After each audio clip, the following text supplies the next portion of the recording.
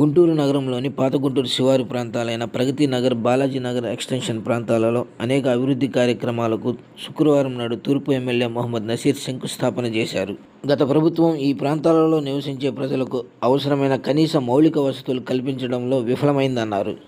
ఈ ప్రాంతాలలో నివసించే ప్రజల అవసరాలను గుర్తించి కూటమి ప్రభుత్వం ఏర్పడిన 5 నెలల కాలంలోనే అభివృద్ధి పనులకు శ్రీకారం చుట్టామన్నారు. నగరంలోని శివారు ప్రాంతాల అభివృద్ధికి కూటమి ప్రభుత్వం కట్టుబడి ఉందని అన్నారు.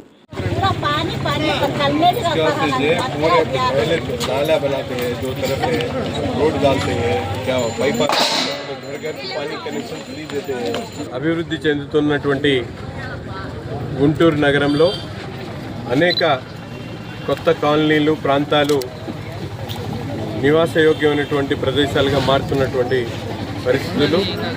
అందుకని నగరంలో ముఖ్యంగా గత 5 సంవత్సరాల్లో కొత్తగా ఏర్పడినటువంటి ఏ కాలనీలో కూడా కనీస మౌలిక వసతులు లేక ప్రజలు అనేక రకాలుగా ఇబ్బందులు పడుతున్నటువంటి పరిస్థితులు ఉన్నాయి. ముఖ్యంగా పాత గుంటూరు ప్రాంతంలో బాలాజీ నగర్ ఎక్స్టెన్షన్ ఏరియా కానీ, ప్రగతి నగర్ కానీ, దుర్గానగర్ కానీ అనేక కాలనీలో కనీసం ఒక తట్టమట్టి కూడా గత 5 సంవత్సరాల్లో ఏలేనటువంటి పరిస్థితులు.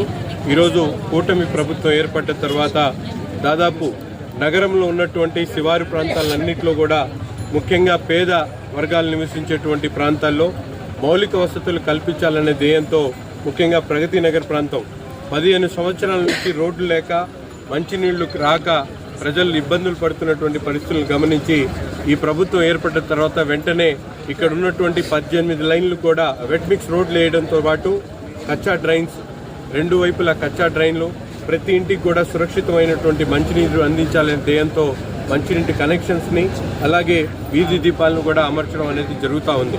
అంతేకాకుండా బాలాజీ నగర్ ఎక్స్టెన్షన్లో ఆ ప్రాంతంలో కూడా కొత్తగా ఏర్పడినటువంటి కాలనీ కాబట్టి అక్కడ అవసరమైనటువంటి 2 డ్రైన్స్తో పాటు ఒక సీసీ రోడ్ను దాదాపు 40 లక్షల రూపాయలతో ఆ ప్రాంతంలో కూడా ఈరోజు శంకుస్థాపన చేయడం జరిగింది.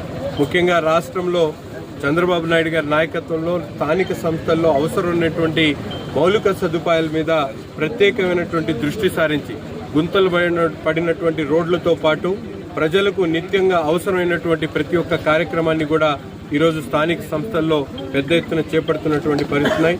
కూటమి నాయకత్వం, కార్పొరేటర్స్ అలాగే ముఖ్యంగా జీఎంసీ అధికారులు ఈరోజు ప్రత్యక్షంగా ప్రతి ఒక్క చోట కూడా అభివృద్ధి ప్రణాళికలతో ముందుకు సాగుతూ ఉన్నాం. రాబోయేటువంటి 1 సంవత్సరంలో గుంటూరు తూర్పు నియోజకవర్గంలో ఏ కాలనీలో కూడా రోడ్ల దుస్థితి కానీ, వీధి దీపాలు కానీ, కుళాయి కనెక్షన్స్ అవసరం లేదన్నటువంటి విధంగా పూర్తిగా అభివృద్ధి చేస్తామని చెప్పి ఈ సందర్భంగా తెలియజేస్తాం.